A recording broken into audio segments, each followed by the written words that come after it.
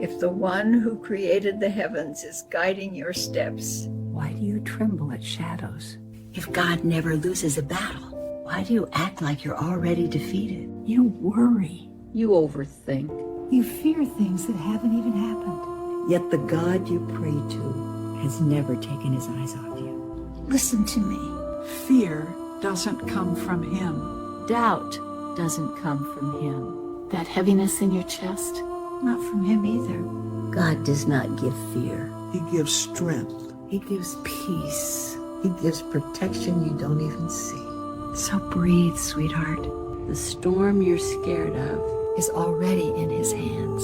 Trust him. Trust his timing. Trust his plan.